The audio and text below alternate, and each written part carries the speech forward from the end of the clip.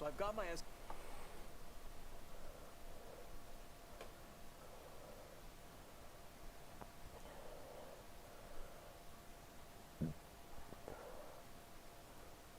Smogon is hosting a free-to-enter charity tournament for humanitarian aid to Ukraine, and the winner of the tournament will get a custom avatar. You do not have to donate to participate, but obviously donating is encouraged. So the idea is the tournament is going to help out people on the ground in Ukraine by donating to these humanitarian aid organizations providing supplies, etc. So the who, what, when, where, why of the tournament, who can participate. Anyone can participate, but you do need a Smogon account though, so make sure to make a Smogon account if you have not done so already. What is it? It is a Sword and Shield tournament that is Generation 8 OU competitive Pokemon. All donations for the tournament will go to aid in Ukraine, people on the ground who are helping right now. The donation link will be in the video description. When is it? This is very important. It's a live tournament and it will be on Saturday noon Eastern. If you don't know how time zones work, make sure you figure that out because you will need it. And where is it? It's being held on a server called Smog Tourist.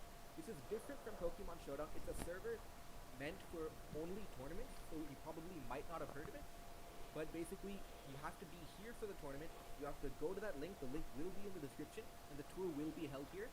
You will get help, so just be on the server at the given time, and sign up should be straightforward, and you can always ask a moderator for help. It is a live tournament, very important. Also, the event will be streamed on Twitch, so I'll put the Twitch link in the description as well, so you don't miss that too. And why? The why is obvious, I hope. We're all just doing our part to help people in need. If you have any more questions, join the Smogon Discord server, or even my Discord server, and you should get the help you want. You don't have to donate if you don't want to or can't. Just participating is support enough. And yeah, I hope to see you on Saturday. Welcome everyone, my name is Sylph, and this is my attempt to be... Smogon is hosting...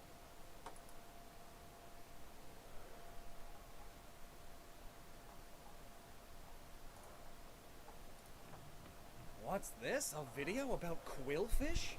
It's more likely than you think. Because here it is. What's this? A video about quillfish?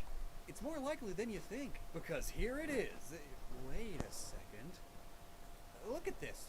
Something seems so odd about it. Is this some kind of regional variant?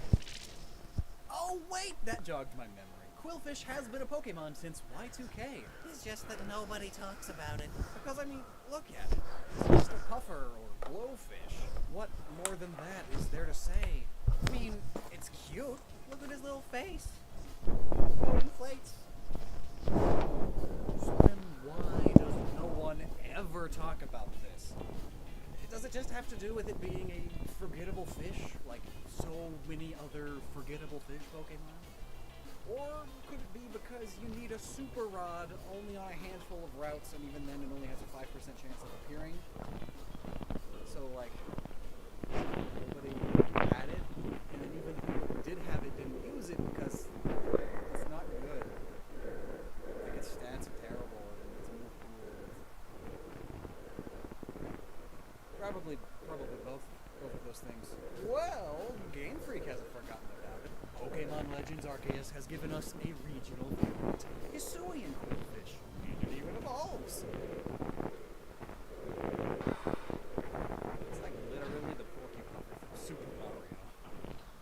What is this Splatoon obstacle doing in my Pokemon game? Well, let's get its etymology out of the way. Quillfish.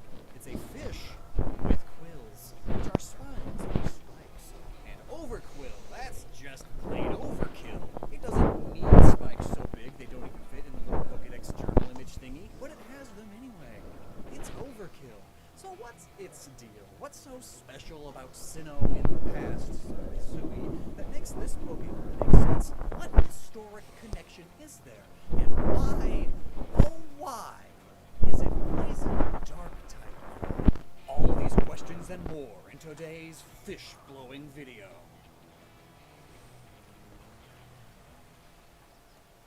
Now, I'd like to take a minute to tell you all about a wonderful experience I had with today's sponsor, Sakura, a wholesome Japanese snack box subscription company that wants everybody to experience traditional Japanese tea time with authentic artisan sweets, snacks, and tea, whose flavors all work delightfully well with one another. And I enjoyed a Hanami picnic in my studio. Tasty little matcha cookies. Sakura manju.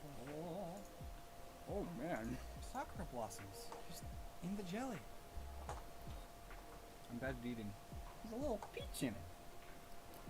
Oh. Each box also has an informative booklet that explains each of the 19 snacks and a bit of kitchenware, such as where they are from, what they are made of, and even tidbits of cultural detail. Ume Sundae from Niigata. It's so soft.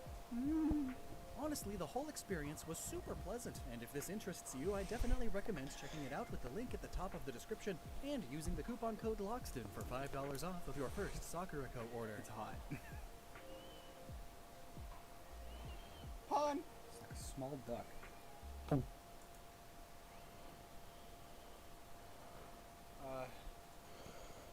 I can explain. But first, a fun fact. This isn't even the first time Game Freak considered giving Quillfish an evolution. All the way back in Gen 2's development, there was a beta Pokémon named Shibirifugu, which loosely translates to numbness pufferfish. And he's a pretty cute dude, right? Well, for some reason they didn't stick with that design, because then later, in the 1997 demo of Gold and Silver, it looked like this, which isn't terrible by pre-release Mon standards, but it's got nothing on the previous design, in my personal opinion. Also, it looks even less like a quillfish, or even less like a puffed-up pufferfish at all. Though the lightning bolt on the 97 demo one does sort of imply that it was going to be electric type, though, as we know, when the game actually did come out, Shibirifugu was gone, and quillfish ended up being water poison. Maybe the indecision of what its evolution should look like, or be, is what led to it eventually being scrapped completely. Who knows? But then why add quillfish at all? Well, the easy answer is that there are many species of blowfish that live all around the world, Japan included, because it's a part of the world, and many of them are poisonous, hence the poison typing on both forms. In fact, it's their poisonous nature that makes the consumption of them considered a daring delicacy. There's a pretty decent chance that you've heard about fugu, which can either refer to risky traditional Japanese delicacies made from pufferfish, or can refer to several species of pufferfish, or porcupine fish in Japanese, most of which are used to make said Japanese dish. A bit confusing? Not as confusing as why eating this would cross someone's mind. Fugu, if not prepared exactly right, is highly poisonous due to a toxin called tritodotoxin, which is 1,200 times deadlier than cyanide. And it's the same toxin that makes blue-ringed octopus and cone snails so deadly. It's so deadly, in fact, that the dish called fugu is heavily regulated in Japan, and you have to train for 3 entire years to be allowed to legally prepare it because it is that deadly if gotten wrong. And only about a third of the chefs who train to do it ever actually become legally qualified. Granted, that is genuinely reassuring, given the lax standards of cooking in a lot of other parts of the world. Beans on toast monsters! To make matters worse, the part of the pufferfish that used to be the most sought after was the liver, and the dish was called fubukimo. But since the liver is literally the most poisonous part of this water-for-brains fish, the Japanese government did the sensible thing and made the liver illegal to prepare in restaurants whatsoever. There were just too many deaths happening everywhere, and this law didn't happen until 1984. Yeah, they were censoring the food! Oh yeah, and another fun fact that I love is that the tetrodotoxin isn't even made by the pufferfish itself. It's created from the bacteria inside of the pufferfish that it gets from eating stuff that contains that bacteria. This last fact is probably why Overquill's Pokédex entry says that it likes to slurp up poison to nourish itself. It eats poison, the same way pufferfish eat poisonous things that make the poison inside of it. And since the porcupine fish are sometimes used instead of pufferfish to make fugu, Hisuian Quillfish's Dex entry states that it sprays poison from its spines, getting it everywhere. And one of normal Quillfish's Pokedex entries says that it shoots the poison from the spines on its body in all directions. That could very well be a reference to the common misconception that porcupines shoot out their quills as a self-defense mechanism. They don't. Actually, since we're talking about Pokedex entries, here's one for classic Quillfish. When faced with a larger opponent, it swallows as much water as it can to match the opponent's size. Which, like, any opponent's size?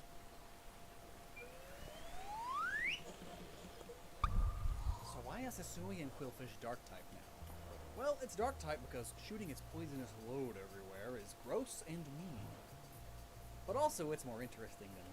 It's also because some species of pufferfish are considered extremely aggressive as far as pet fish go, especially the red-eyed puffer.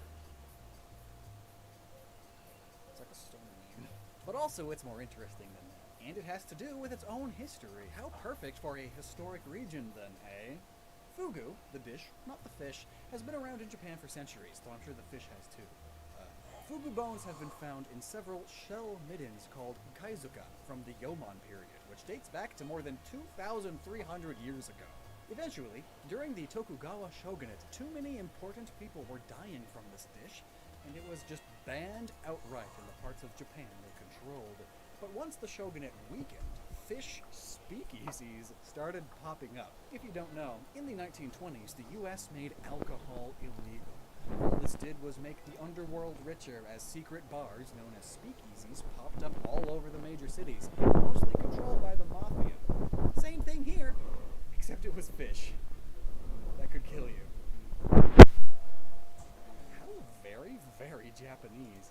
As the shogunate continued to weaken further, however, they just straight up could not enforce it. Nobody took them seriously, so it just sort of became legal again.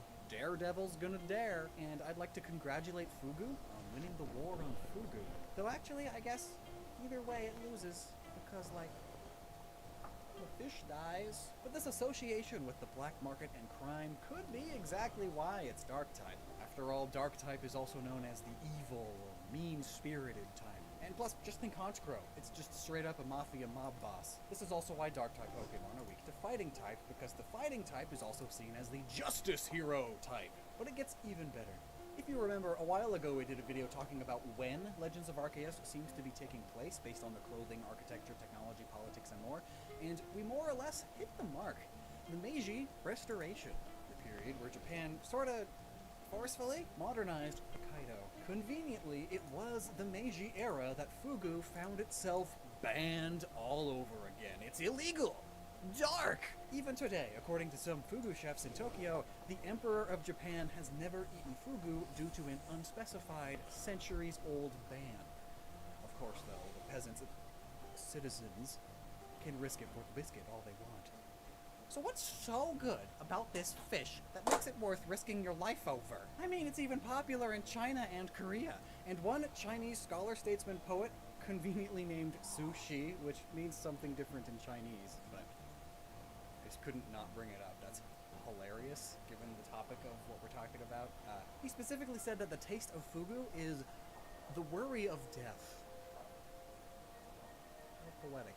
So, like, that's not a real flavor. Is it really just the thrill of potentially ending it all really worth all the hype?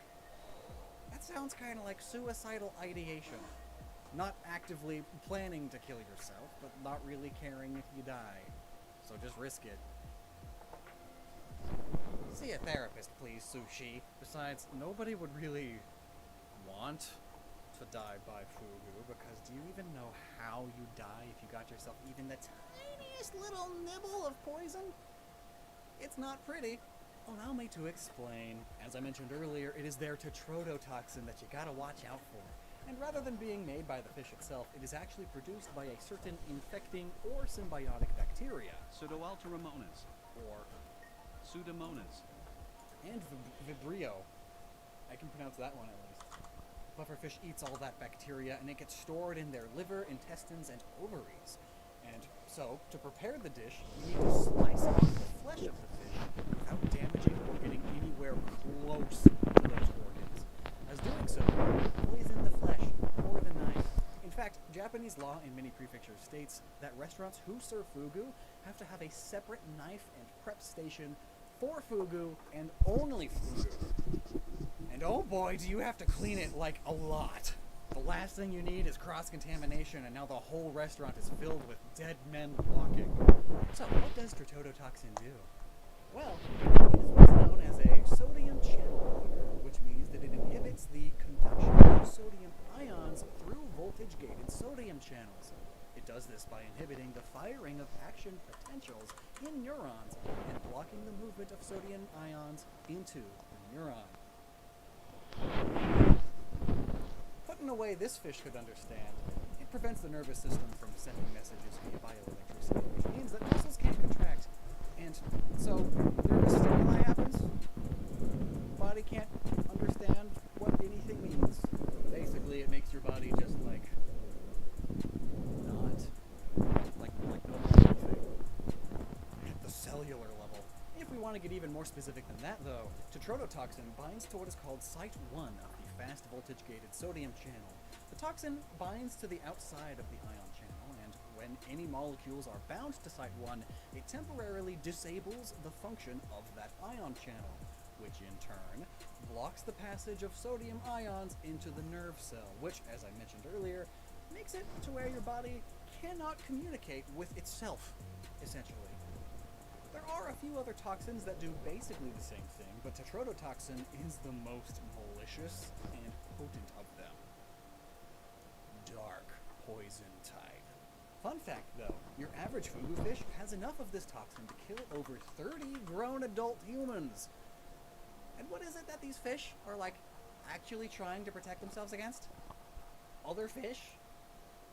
Talk about overkill. But now, what does this happening to someone look like? Well, in these terms, tetrodotoxin causes the following terrible symptoms: dizziness, exhaustion, headache, nausea, and difficulty breathing. All of these continually worsening until you start going numb. And then the difficulty breathing leads to death by asphyxiation. The bluing of the lips and eyes involved with this may be what the Pokemon's faces are pulling from, but the best part about all of this is that the victim is fully conscious the entire miserable time. Just imagine the panic, just knowing that there's no known antidote, and your best bet at survival is to get put on respiratory and circulatory support until your body metabolizes the toxin, and then poops it out. Hospitals will sometimes also have your stomach pumped, and they would administer activated charcoal to help get rid of some of the remaining poison in the stomach. But there's not really much else they can do. But despite, or maybe because of, all of the above stuff, fugu is a very popular delicacy in Japan. And the most prestigious species used to make fugu is the tiger pufferfish, or as it's known in Japanese, the tora fugu. So why is this one so sought after? Just because it's the most poisonous of all of the species used. Why? Something humans crave, fear, something, there's a reason, terror and terrific have the same root word, something.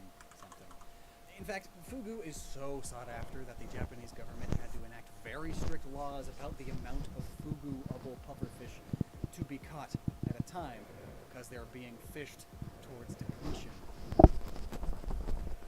Yeah, they're overfishing the deadly fish because people just love eating it so much. But even with these strict laws, tiger pufferfish are currently considered near endangered, and their numbers are dropping, still being caught in amounts that are considered unsustainable for the continuation of this species. So, considering the way humans seem to be acting lately, we won't have to worry about people dying from fugu for much longer, at least. There, I made myself sad again. Something that may or may not be related to Overquill is Ibisu, one of the 7 gods of fortune, and the god of fishermen and luck, specifically. But because he didn't have arms or legs, or sometimes not having bones, depending on who tells the story, he was thrown into the sea. But he eventually washed to shore in Hokkaido, and was cared for by the Ainu, those indigenous to Hokkaido. And as we all know, Hisui and Sinnoh are based on Hokkaido, and they have many things inspired by the Ainu. Some versions of Ibisu's story states that he eventually grew arms and legs again, but is still very slow. But Many seafood restaurants, known for their fugu, will incorporate Ibisu into their whole motif and decor. After all, the god of fishermen and luck. You better hope you have Ibisu's blessing not to be the unlucky one who gets the death juice. Plus, he was also known for wearing a very tall hat, an inspiration for Overquill's name and tall spikes, maybe? No. And even to this day, many a fisherman can be seen praying to Ibisu before heading out to fish for the day, because he is said to protect both the ocean and fishermen. Another aspect of pufferfish, and quillfish, and overquill by extension, that we haven't really talked about yet is the inflation. No. No, that wasn't funny. This kind of inflation. How do pufferfish do that? Well, the short of it is that they inflate themselves with water as a defense mechanism from being eaten, and they do so by using specialized muscles in their throat and mouth to suck the water that's all around it into its stomach. It takes about 10 to 15 sips for them to inflate to their maximum size, though, but that tends to be about 3 times bigger than their normal size. And it's able to do this because its stomach lining has folds, similar to an accordion. So you can think of it just like an accordion, except it's a fish and it's water. Also, because of the way their spikes are built around the fishies, as they expand, those spikes, as the skin stretches, the spikes all spike out, making it even more of a pain to bite into. So most fish kind of leave them alone. Interestingly, pufferfish don't actually process food in their stomach at all. Rather, it goes into their intestines to be fully digested. That way, there's always room in its stomach for the off chance that it needs to inflate. Specialized organs are really cool, just want to say. Also, I'm glad that the Pokedex is actually reasonable with an early-gen Pokemon for once. Here's another one of original Quillfish's Pokedex entries. To fire its poison spikes, Quillfish must inflate its body by drinking over 2.6 gallons of water at once. It's definitely a Pokemonified version of how real-world pufferfish work, but still cool. It needs to inflate to shoot out its spikes, just like how real pufferfish need to inflate to raise their spikes. And 2.6 gallons? That's very reasonable. Quillfish is half a meter and weighs 4 kilograms, and a gallon of water weighs 3.8 kilograms. So it's swallowing 2.6 gallons of water? Yeah, that's about tripling its body size. Remember what I said earlier? It takes about 10 to 15 sips for them to inflate to their maximum size, though. But that tends to be about 3 times bigger than their normal size. Amazing. Wait, so Quillfish is just a pufferfish then? Sure, it can shoot its spikes, but like... I guess it kinda is like a sea mine? Has like eyes on his tail, and then the new one has like a big Q and a little Q on his tail. For Quillfish, I now understand why nobody talked about it. Well, what do you think? Does eating fugu appeal to you? What is wrong with you? Let me know down below, and until next time, never stop using your noggin. Please don't eat fugu, they're dying at an alarming rate. Just like you probably will.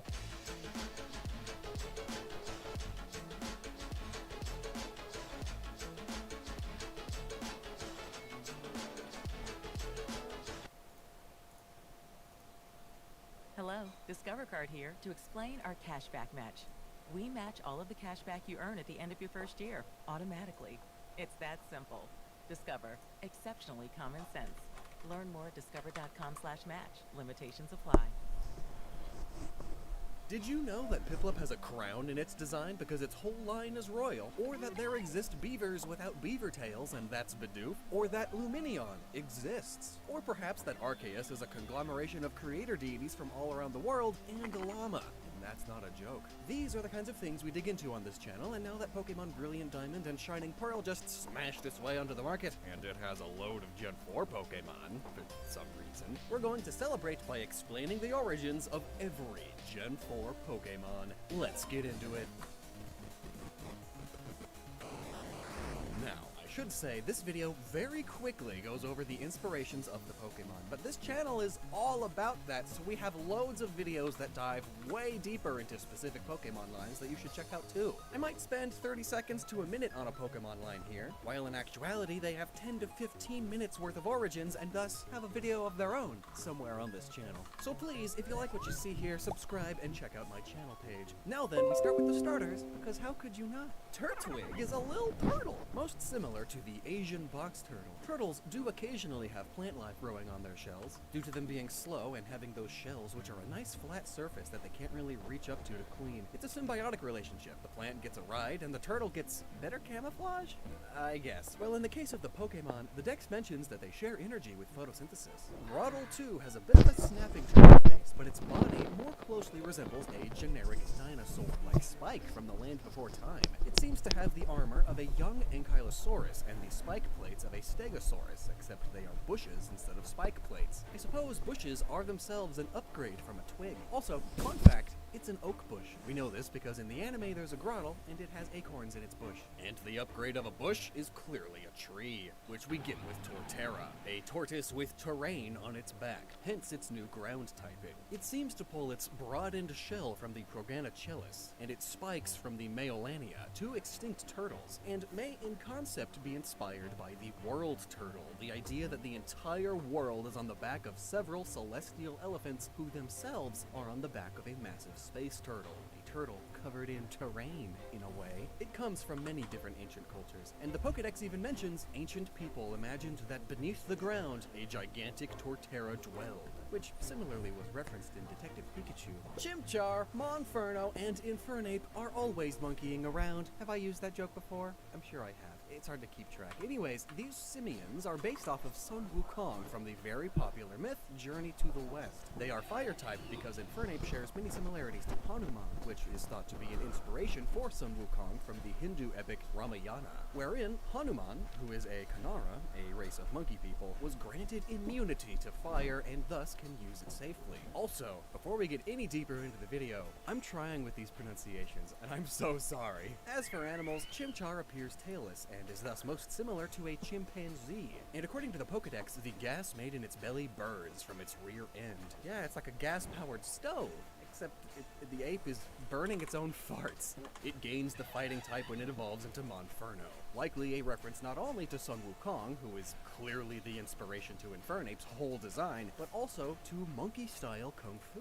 And Monferno's face seems to be a cross of a mandrill and a golden snub-nosed monkey. Piplup is probably my favorite starter, just period, full stop, and its line are all penguins. Piplup itself is a sort of generic baby penguin. Prinplup is a crested penguin, and Empoleon, what else but an emperor penguin? It's in the name. Empoleon, emperor. Prinplup, prince. Royalty is referenced in the whole line, and the Pokedex mentions how prideful they are. Plus, Prip and Prinplup have these spots resembling large buttons on the clothes of nobles, and the back flaps they have resemble the backs of long tuxedos. People always connect penguins to tuxedos. It's such an easy connection to make. But also, did you notice that the light blue patch above Pip and Prinplup's beaks resembles a little crown? Then, as in Empoleon, the beak itself becomes a large crown, and one resembling a trident at that, the weapon of choice of Poseidon, the Greek god who rules over the seas.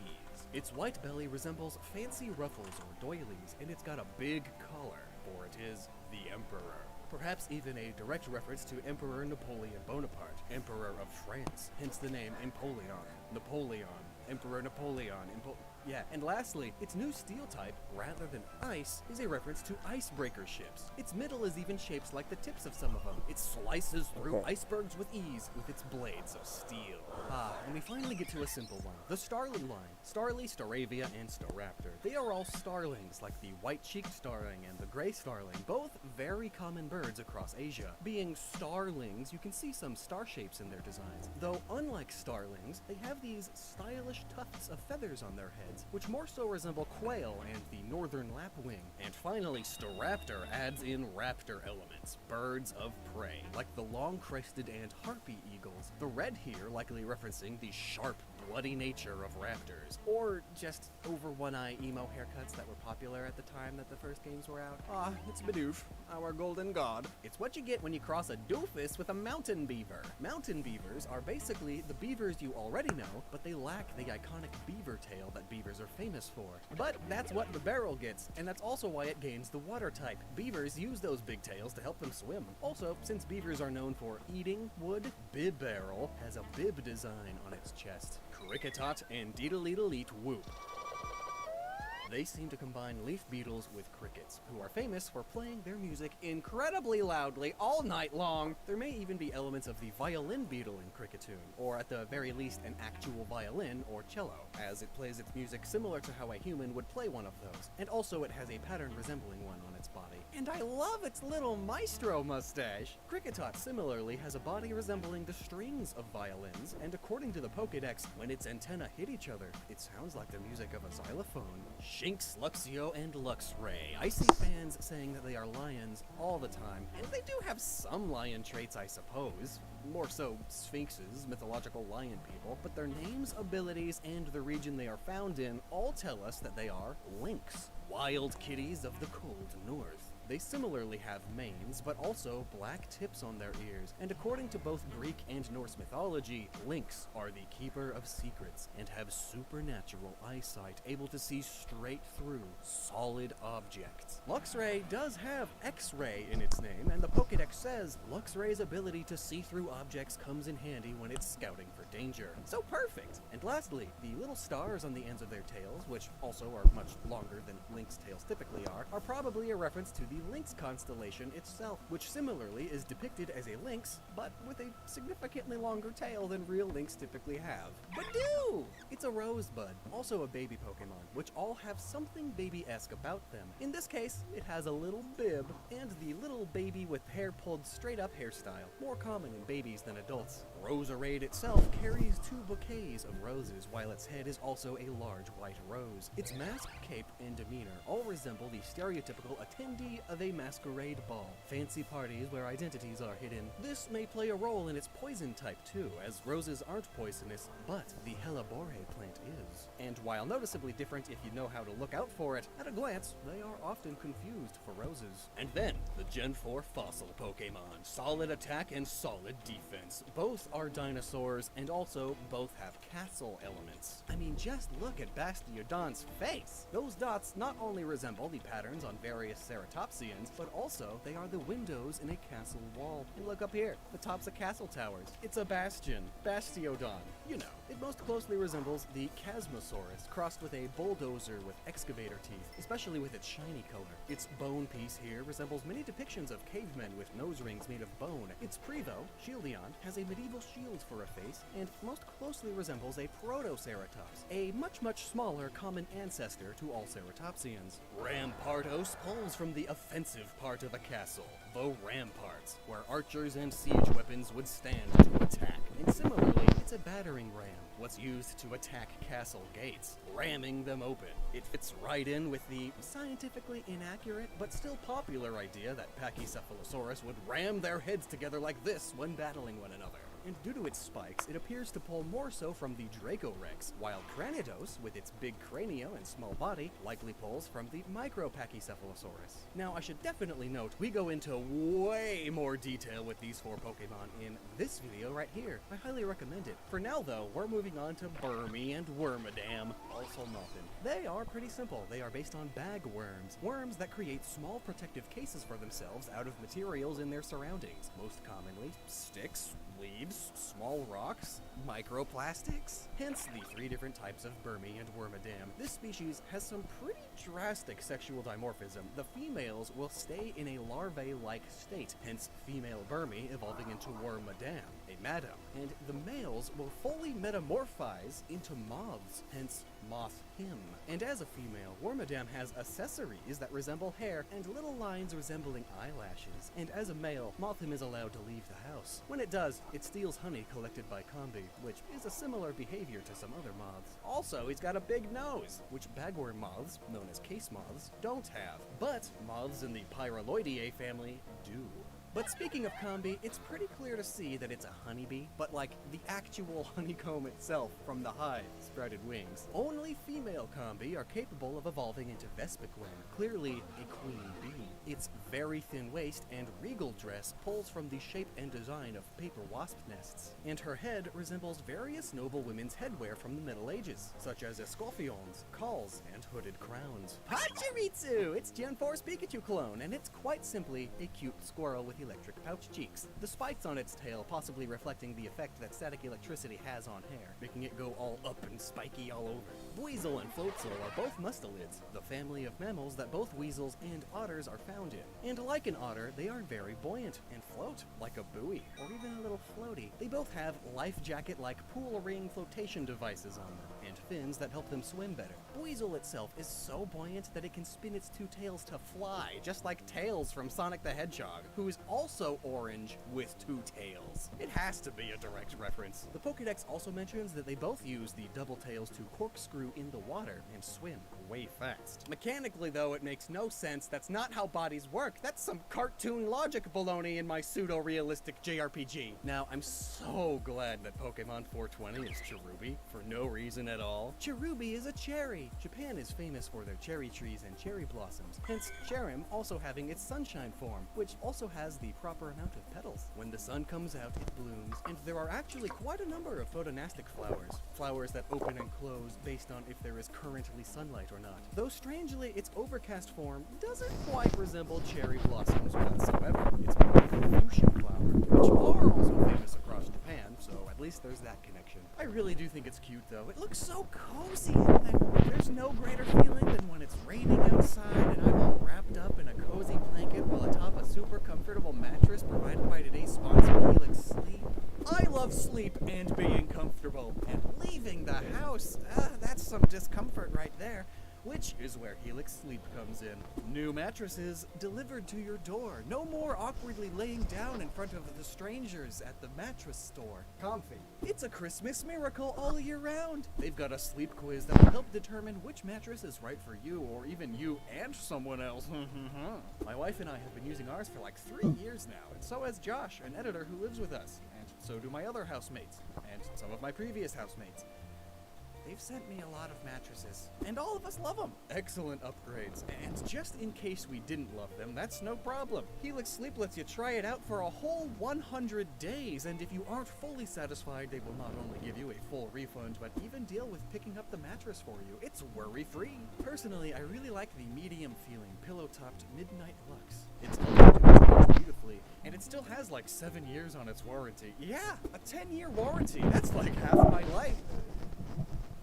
That's like a third of my life. And while the world rulers sleep on whether people deserve adequate money for their labor, we've got to use as many sweet deals as we can, and I've got one for you. Type helixsleep.com/Lockston into your URL address bar, or click the link at the top of this video's description, and you can get up to $200 off of your Helix mattress and 2 free pillows.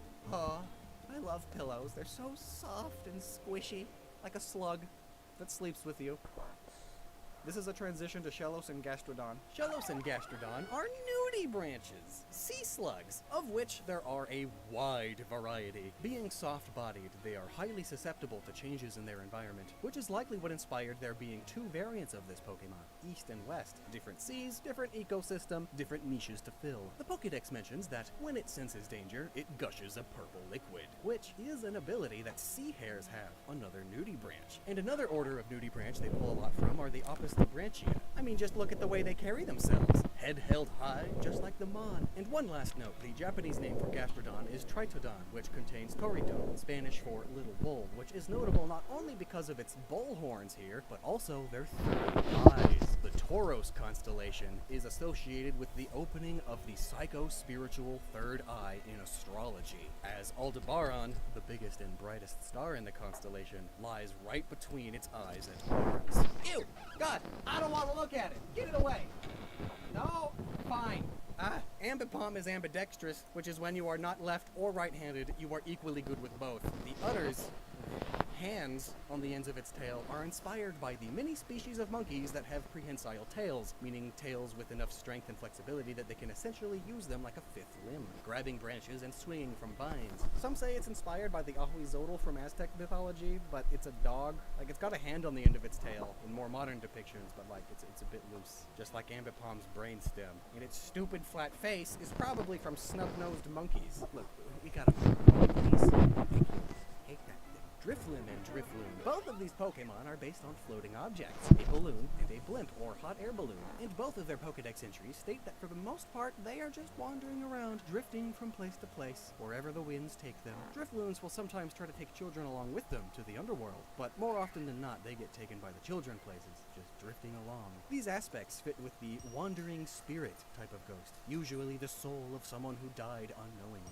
Now they aimlessly wander wherever it was that they died, or wherever their spirit happens to float to, just like these Pokemon. And just like a lot of jellyfish, drifting with the currents. The Tentaculata jellyfish in particular is known for its ghostly luminescence, and only having 2 long feathery tentacles, just like Drifloon. And loads of jellyfish will rise in the ocean when it's warmer out, like hot air balloons. Also, thanks to the popularity of the It horror franchise, Pennywise the Clown is sort of synonymous with ghostly horror now, and has made balloons another symbol of spooky ghost clowns. The yellow X-noses are likely simplifications of the colored nose cones on the front of many blimps. Or maybe the tape you have to put over a kid's mouth when you kidnap them. Boy, Baneri and Lopunny got a whole video about why Lopunny is so... that, and why they are the only Pokemon to naturally learn the move Frustration. They are lop-eared bunnies first and foremost. Baneri can curl them up to resemble earmuffs, which can be made out of rabbit fur. As a Lopunny though, yeah, that's a Playboy bunny, which are still popular in Japan to this day. Almost naked supermodels wearing nothing but a fur-cuffed coat was a big trope a few decades ago, which is also back when Playboy bunnies were still a big thing in the West, and rabbits as sex symbols has been common throughout most of recorded history, so it's no wonder that this connection was made. More details in the other video. Miss Magius is a witch. I mean, clearly. Raggedy cloak, big pointy witch's hat. Look at the Hex Maniac sprite from Gen 3. They turned her into a Pokemon in the next games. Notably, there is a notable yokai for Miss Magius, the Nasu Baba, a witch with purple skin. Banshees are also worth mentioning here too. Female spirits who are often depicted with incredibly ragged clothes and often no lower body. They fly around and scream, often a curse of death or a warning of the death of a family member. Miss Magius's Pokédex entries do mention its cries sound like incantations to torment the foe. It appears as if from nowhere, muttering incantations, placing curses, and giving people terrifying visions. Perhaps visions of their loved ones passing. Honchcrow is the big head honcho that runs the mafia of Murkrow, see? It's a crime boss, like Al Capone. He's in a big suit to hide weapons in, and his wide-brimmed fedora. Its body is overall more raven-like now. Bigger and stronger, but the white on it probably comes from hooded crows. It got white, you see, and that strange poof on its tail, that's carried over from its witch broom days as a Murkrow. It's an old-timey besom broom, capiche? Glammeow is a house cat, and it's so fabulous, glamorous, it loves its beauty. A common personality type with cats, always cleaning themselves, and this one even has pink eyeshadow and a lovely popped collar. It's snooty, and its elongated tail resembles springy cat toys. Now, Perugly, though, oh! Beauty is gone with age. She resembles the trope of a large older woman still chasing after her youthful beauty. Her spring tail now acts as a corset in an attempt to look fit and intimidating again, and the eyeshadow and the ears resembling overdone put-up hair and cheeks resembling overdone contouring. Oh, that still won't make up for the fact that it's old and wrinkly, hence the triangles and whiskers. And it especially doesn't make up for the fact it has an ugly personality, like plenty of old grumpy cats. Chingling! It's very simple. It's a Suzu bell, which are found at Shinto shrines, which can be big with a thick rope that you pull to awaken the nearby kami before you pray to them, or the bells can be small and on the end of a Kagura Suzu, an instrument used by shrine maidens. As a baby Pokemon, its baby-like trait is that it cries constantly. Its cries sound like bells. Stunky and Skuntank are clearly skunks, likely hog-nosed skunks. skunks, which are known for shooting foul-smelling juice out of their butts. However, that's a bit too crude for Pokemon, so Skuntank shoots it forward out of the tip of its tail, like a tank. Its up and forward-facing tail also resembles a mohawk or a pompadour, both hairstyles associated with punks and delinquents. They each also have a bit of a cat face, as skunk faces tend to be much more pointed, and this connection may be because baby skunks are also called kittens. Or maybe the face looking like a cat is just a side effect of them making its face cheeks resemble butt cheeks. But like really though, its cry has a fart sound effect. The butt face is probably intentional. Bronzor and Bronzong are a bronze mirror and bronze bell. They come from an old Japanese myth about a village where the priests wanted to forge a bell for their temple and asked the villagers for bronze items to melt down. One woman donated her mirror, but later regretted it, and that spiritual connection led to the mirror being completely unable to melt, which is referenced by Bronzong's heat-proof ability. Bronzong resembles a Dotoku specifically, which rang in rituals to bring about good harvests, which is referenced in Bronzong's Pokédex entries. And similarly, while it may be a coincidence, Bronzong's face resembles some depictions of Tlaloc, the Aztec god of rain and earthly fertility. So, harvest, basically. Bonsly! What's so sly about it? Well, it's a bonsai tree, but it's a fake bonsai tree in a little pot with legs. It even has a drainage hole in its bottom like clay pots. As a baby Pokemon, its baby traits are its drainage hole. And also, it adjusts its own moisture level by leaking water from its eyes. They resemble tears. Mime Jr.! It's a baby Mr. Mime! And as such, it does mime tricks, even though it looks more like a clown with its court jester fool's cap, red clown nose, and little clown frills.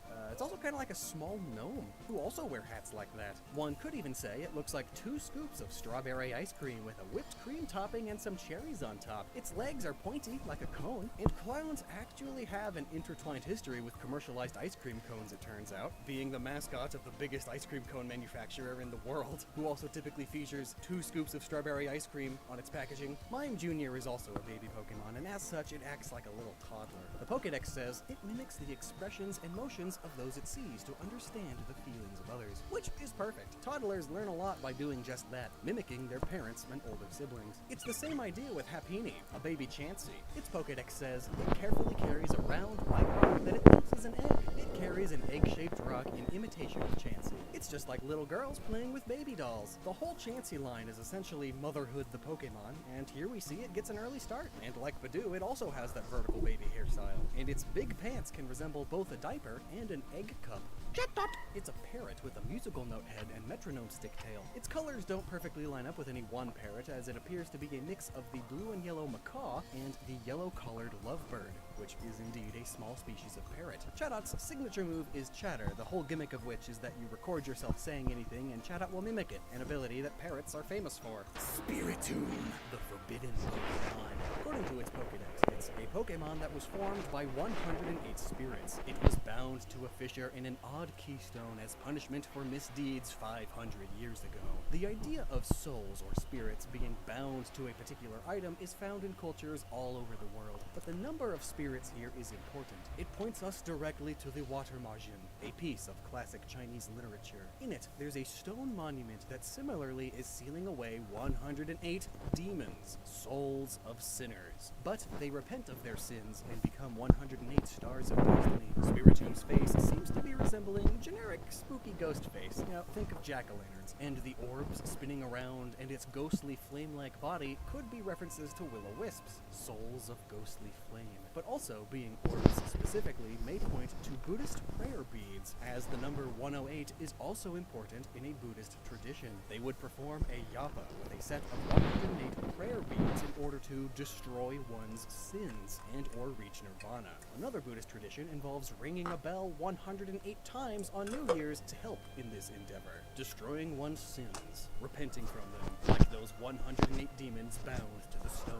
Gible! It's the land shark Pokemon. It evolves into Gabite and then Garchomp. So, land sharks are a much more recent fantasy creature, be them sharks with legs, or sharks that magically swim through sand. Creatures like the Boulette from Dungeons & Dragons, or shark-human hybrids from Street Sharks, TMNT, or DC Comics. The little footballs that they have on the sides of their heads can both reference the heads of hammerhead sharks as well as the jet engines on fighter jets. Garchomp's Pokedex mentions that when it folds up its body and extends its wings, it looks like a jet plane. It flies at sonic speed. Sharks are known for swimming very quickly through the water with tooth-like scales along their body to reduce drag, just like these Pokemon. Another Pokedex entry says there is a long-held belief that medicine made from its scales will heal even an incurable illness, which is likely a reference to shark fin soup. And then other Pokedex entries mention that they live in caves, like shiny things, and then hoard those things in its caves. This is where the dragon type really shines through, as this is a common trait that Western dragons are said to have. Dragon hoards in their dragon layers. It's said to dig them up, which is likely a reference to Gen 4's underground tunnel system with its digging minigames. And lastly, it has a pretty clear connection to Sharpedo, which is a bit complicated, so we have a full video about that linked right here. Check it out. Meanwhile, we're moving on to Munchlax, a baby Pokemon that evolves into Snorlax. Its baby trait is that it's always hungry. Babies do seem to eat a lot of their size. It's just because they are so busy growing and developing. Look, it's even got a little bib. Munch and Snorlax are based loosely on bears, or rather the idea of bears. They eat and eat and eat and get really fat so that they can snooze and hibernate all winter. Plus, bears do have an association with honey. They devour it because it's so sugar and calorie rich, and as such, Munchlax is found in honey-slathered trees. Also, it's always looked like a burglar to me, like the kinds with the hat and mask covering half of their face. That might be intentional, as they are known to steal food. Riolu and Lucario, part jackal, part African golden wolf, especially when shiny. Being such an upright standing jackal makes the connection to Anubis, a very popular Egyptian god, an easy one to make.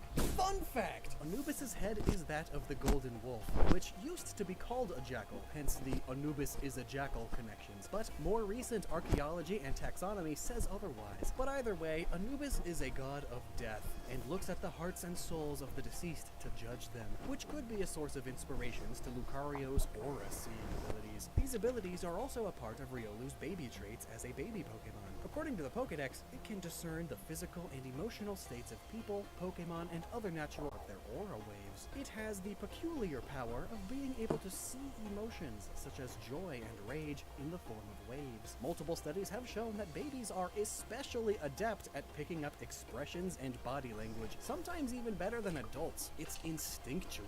How cool. And notably, when Lucario senses aura in this way, its dreads float up like this. This, along with its face stripes, resembles a metal Buddhist warrior monk tool known as a kakara, said by some to resonate with spirits, or are used as staves to cast spells with, perhaps like Lucario's aura sphere.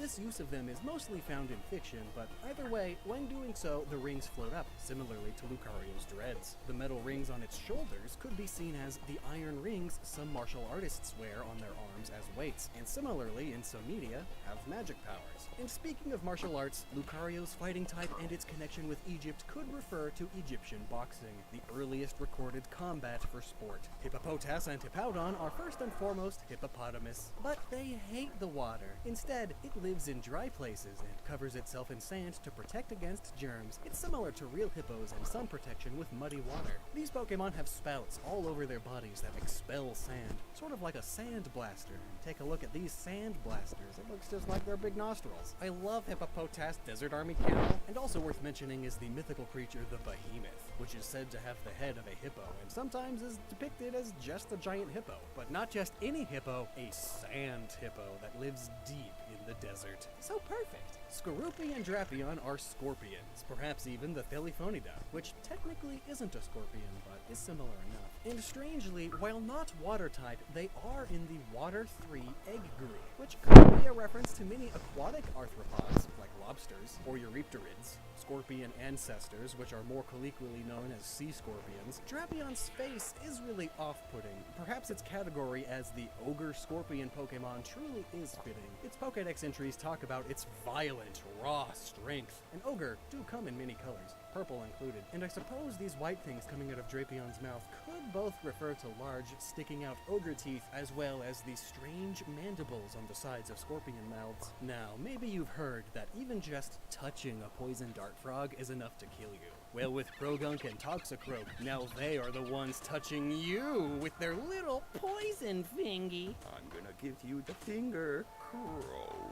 Now, it's a small difference, most easily noticeable in the original sprites, but female Krogunks have their white and black midsection higher than the males. This means that this part of their design is likely inspired by the Sharashi, a long cotton cloth that you would wrap around your body under your kimono. Women would wear the much higher long cotton cloth that you would wrap around your body under your kimono. Women would wear them much higher than men for breast support. In modern media, Sharashi are usually worn by characters for one of two reasons. It's either to show that they are a person honoring Japanese tradition, or they are tough, strong, and perhaps even a delinquent, which is likely the intent with Krogunk here, hence why it's doing the Bosozoku squat, which is done by Japanese biker gangs who also still wear Sharashi, to both honor tradition and show that they are tough. Now, I do like how Krogunk and honor tradition and show that they are tough. Now, I do like how Krogunk and Toxicroak have their croaking pouches in different spots. Different frogs have them in different places. And also, the spikes that Toxicroak stabs its enemies with are probably inspired by the fighting technique used by the hairy frog, which, in an emergency situation, will break its own toes so that there's a snapped, pointed bone that stabs through its skin, and it uses that to defend itself. What the heck, nature? Carnivine is pretty straightforward. It's a Venus flytrap. Those carnivorous plants. I do like its Pokedex entries though, saying things like it attracts prey with its sweet-smelling saliva, then chomps down.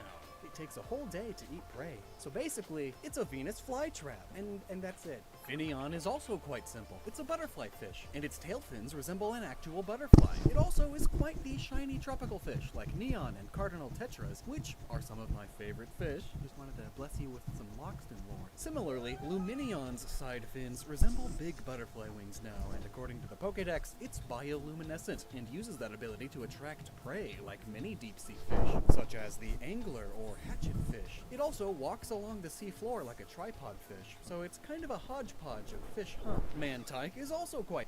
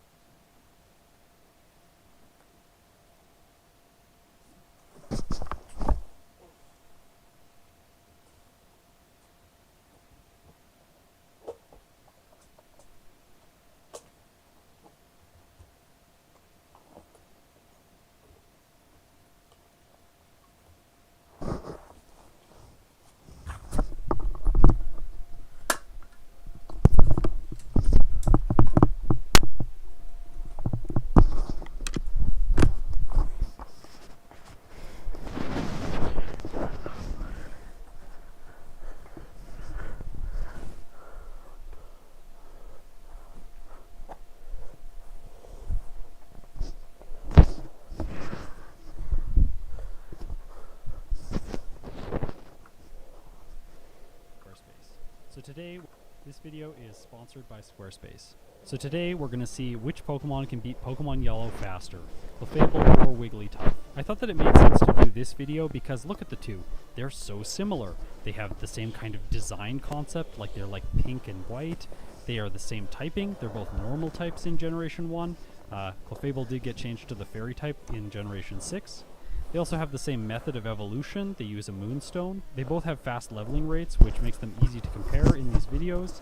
And they also have fantastic hair. Like, look at these cute little, like, tufts and swirls. It seemed like these two Pokemon had to go head to head. And then I learned a little bit more about these Pokemon. Anyways, I'll get into that in a second. Here are the rules for the playthroughs today. I've left them in the description so that you can reference them later if you need to. I'll be judging my performance with each Pokemon based on 4 metrics: real time, resets, level, and game time. To keep things fair between these two, I use a GameShark code to give my Pokemon perfect DVs at the start. It's the reason that their health looks strange during the first rival fight, by the way. If you're curious about playing one of these challenges yourself, I use the Pokemon Universal Randomizer to replace my starter, and I've also left the GameShark codes that I use to set their DVs to perfect in the description. Now, let's get back to comparing these two Pokemon. Continuing with similarities, their move pools are almost identical. They get the same TMs, however, Clefable does get one more, TM35 for Metronome. They both start with Sing and Double Slap, but here's where the similarities end. Clefable gets Minimize and Metronome, while Wigglytuff gets Disable and Defense Curl. Minimize is absolutely fantastic, it raises evasion, and we all know how powerful that is because it's the favorite tactic of this game's nightmarish AI. Another advantage of this move is that it triggers the badge boost glitch. In the comments I've seen some skepticism about if moves like Double Team or Minimize really do trigger it. Well, recently, to improve the quality of the content, I've been digging through Pokemon Yellow's RAM. In this search, I found the memory address where my Pokemon's stats are stored during battle. I'm a giant nerd apparently. It's a miracle that I have a girlfriend. When I send out Clefable in this fight, you'll see this area populate with values. If we look at Clefable's summary page, we can see that its attack is 44. The value is stored here, and right now it's actually 49. That's because I'm already receiving the passive badge boost. This is its intended design. Now when I use Minimize, what we should see is that the value of my attack doesn't increase. But in this case, it does increase. So yeah, my attack stat is getting the badge boost. If the enemy alters my other stats, like with Leer or something like that, the value increases again. If I use Double Team, it also triggers the badge boost. So here's the proof that moves like Double Team and Minimize do trigger it. When I set up the rules for these challenges, I was very careful to only ban the TM for Double Team, because some Pokemon learn these moves through level up, and it's sort of a part of the flavor of the Pokemon, like Minimize being a part of the awful flavor that is Grimer. So today my rules don't actually ban the use of Minimize, so Clefable can use it if it needs it. Beyond these stat raising moves, Clefable gets access to Metronome, which I'm going to talk about later. It's really not that cool, believe me. And Wigglytuff gets access to Disable, which you'd think is completely useless in Generation 1, but I actually discovered something about it while I was doing these playthroughs that gives it a strange niche depending on how you want to play Wigglytuff's early game. Now, here's the major difference between these two Pokemon, and that's their base stats. Clefable is fairly balanced. It has 95 HP, 70 attack, 73 defense, 85 special, and 60 speed. It's on the slow side, but after accumulating some stat experience and Koga's badge, this pink cutie is probably going to outspeed most of its opponents. Maybe Aerodactyl and Jolteon would have a chance of moving first. 85 special is really great considering the type diversity of Clefable's move pool, and 70 attack means that its normal type, same type attack bonus moves are still going to be viable to use. So how do things stand for Wigglytuff? Well, aside from the awesome hair and the extremely cute design, it gets the short stick here. 140 HP, 70 attack, 45 defense, 50 special, and 45 speed. So it ties Clefable's attack, and its defense, special, and speed are all just worse, with the only stat that's higher being its HP. My prediction for today is that Clefable is gonna win, and most of you seem to think the same thing. However, these versus videos haven't always played out the way that I expect them to, like in this case, so I think I still need to test it. Now, let's get into the playthroughs. Because I'm playing both of these playthroughs myself, I realize that there's an inherent advantage to whichever Pokemon I play second. I can take what I learned from the first playthrough and apply it to the second. Normally, I alternate back and forth between each Pokemon, but for this video, I'm trying a different approach. I played each Pokemon multiple times in a row, looking for everything that I could find to optimize their results. Once I had a result that I was satisfied with, I moved on to the next Pokemon. Because Wigglytuff is clearly the statistical underdog, I let it go second.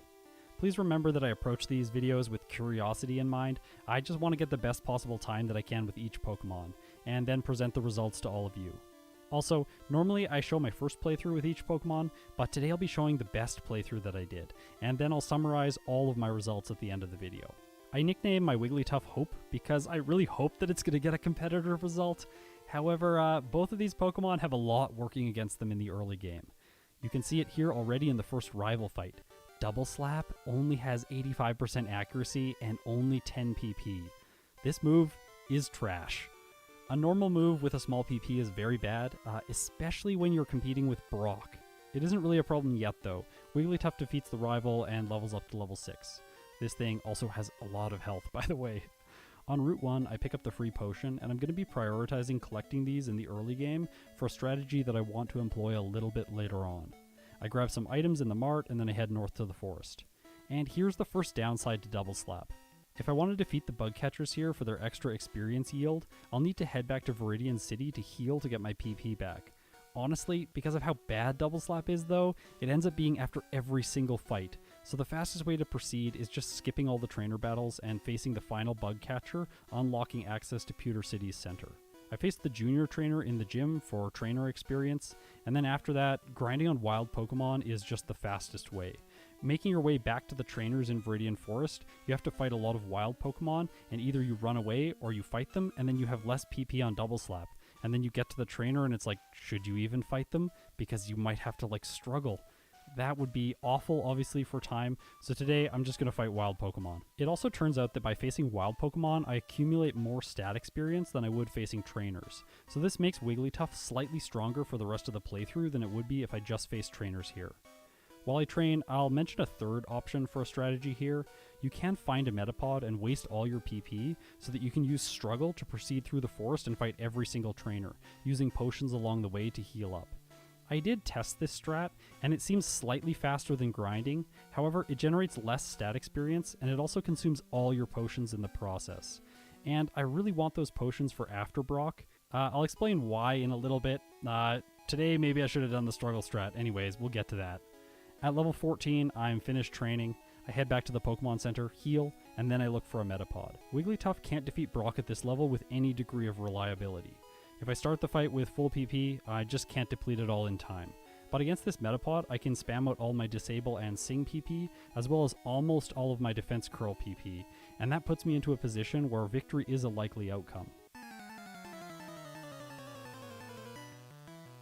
Brock opens with Geodude. I set up 6 defense curls as fast as possible to minimize the amount of damage that I take. After that, it's time to slap some rocks. It takes time, but I reliably knock the Geodude out. I've even still got 4 PP left for the Onix. I miss first turn. That's annoying. Onix uses Bind, and that's the one move that I really don't want to see. It hits 4 times before I finally slap Brock's Snake. With the final 2 double slaps that connect, I have excellent luck and I take Onix into orange health with 2 5 hits. Now I've depleted my PP and it's time to struggle. In Generation 1, it's a normal move with 40 power, so Wigglytuff gets the same type of attack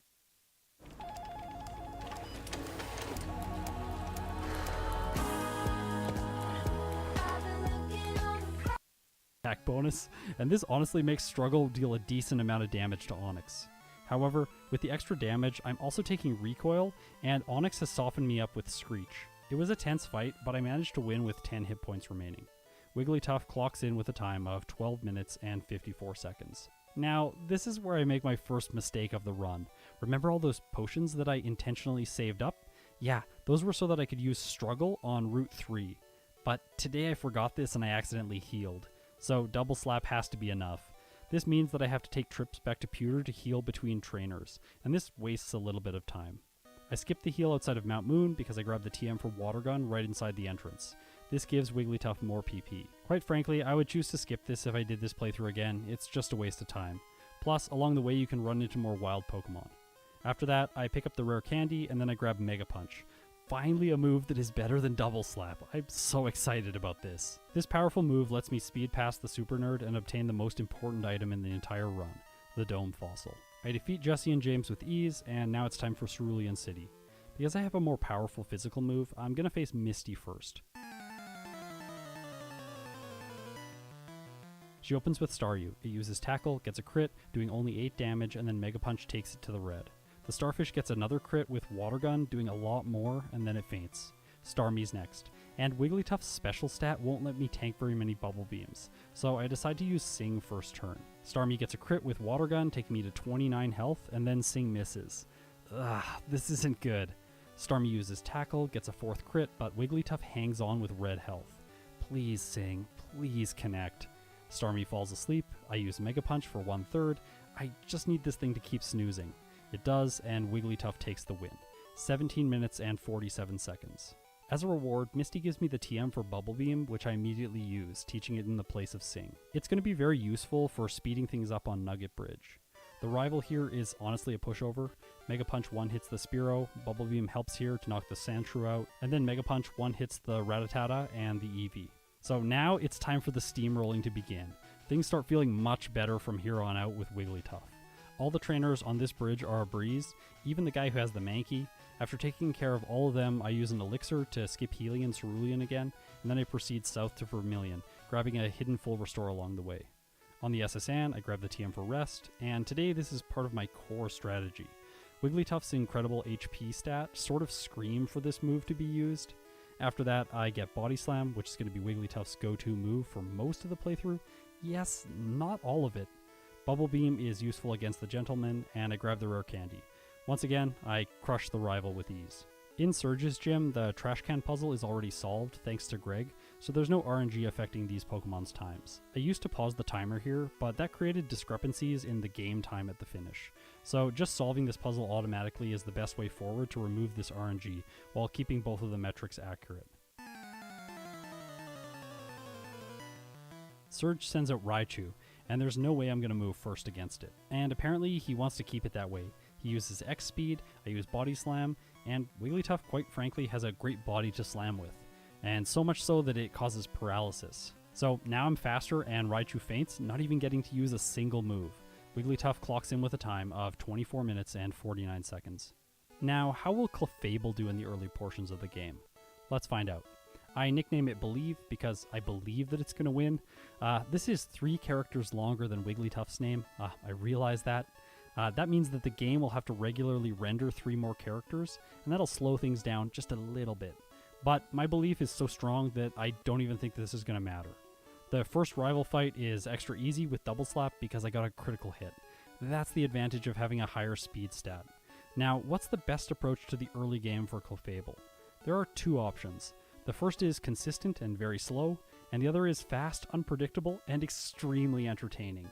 I felt that the entertainment factor was important, but I also just think that this is the best way for Clefable to manage this portion of the game. So today, I'm going to be using Metronome. Without it, I'd have to rely on Minimize and Double Slap against Brock, and despite that being the strategy that I first tested, the PP of Double Slap really does hold me back. Once it's depleted, if I wanted to get to Struggle, I would have to use Metronome anyways, so it just makes sense to start with Metronome.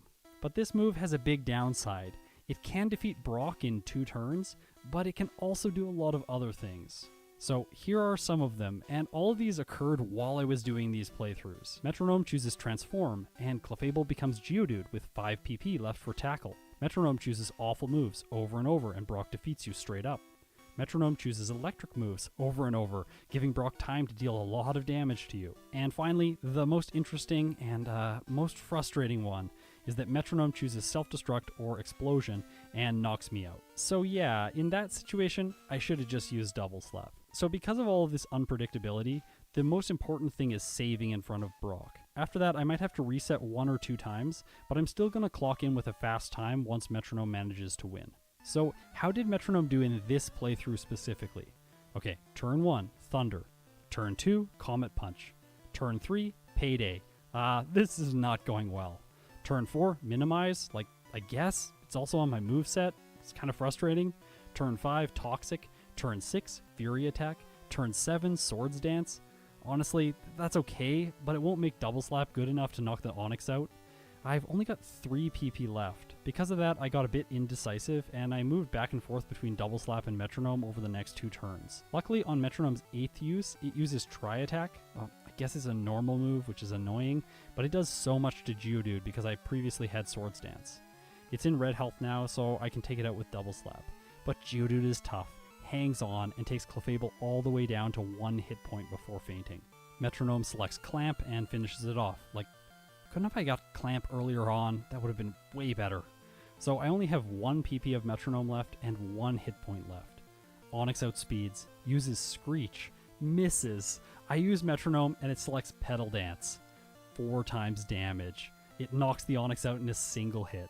So today I'm proceeding with no resets, and Clefable clocks in with a time of 4 minutes and 41 seconds. For Clefable, the next route presents the same problem that it did for Wigglytuff. I have to constantly make trips back to Pewter City to heal because Double Slap is awful. After making this video, I genuinely have discovered a deep and lasting hatred of this move. Against the second trainer here, I run out of PP and I have to resort to using Metronome. Unfortunately, it doesn't go well and Clefable gets its first reset. This is the downside of using this gambling move. In Mount Moon, I make the same choices that I did with Wigglytuff. I grab Water Gun, the Rare Candy, and Mega Punch.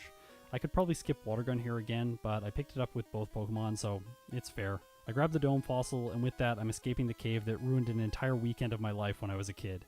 I choose to face Misty first, with Clefable as well. My decent special stat makes her water types much less effective. Misty starts with Staryu. I take it out over the first 2 turns with Mega Punch, and move on to Starmie with Green Health. But the game is determined to punish me for my lucky win against Brock, and Starmie gets a crit with Bubble Beam doing so much damage. Clefable survives, does 1/3, but Starmie finishes me off with a critical hit tackle. That's my second reset for Clefable. The next fight, I crit the Staryu and finish it in 1 hit. The Starmie gets another Bubble Beam, this time lowering my speed, so I decide to use Sing just to be a little bit safer. As safe as you can be with a really inaccurate move. With Generation 1 Sleep on my side, Clefable punches its way to victory. It clocks in with a time of 11 minutes and 5 seconds. I teach it Bubble Beam in the place of Sing, and then I go head to head with the rival. You might think that I forgot to heal here, but I actually didn't. I wanted to do this.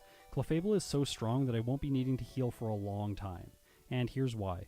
After defeating the mandatory trainers on Nugget Bridge, I gain access to an Elixir and an Ether, which can be used to extend my PP until Vermilion City. Then, on the SSN, I get access to the TM for Body Slam, giving me enough moves to manage the 3rd rival and make it to Surge. If I'm low on PP, I can top up with the Ether, but in this case, I'm actually not. I start the Surge fight without healing again. Raichu gets a big turn 1 Thunderbolt, my Body Slam does half, Raichu cuts my attack with Growl, and my second Body Slam paralyzes it. Now, I outspeed and finish Raichu off on turn 3. 18 minutes and 33 seconds. To this point, Clefable is 6 minutes ahead of Wigglytuff. That's a big advantage, especially when you remember that I play these on 4 times game speed. I could make a really rough and approximate estimate, like this is not perfect, but that would be that these two are about 24 minutes of ×1 speed apart. But perhaps the mid-game will allow Wigglytuff to claw itself back into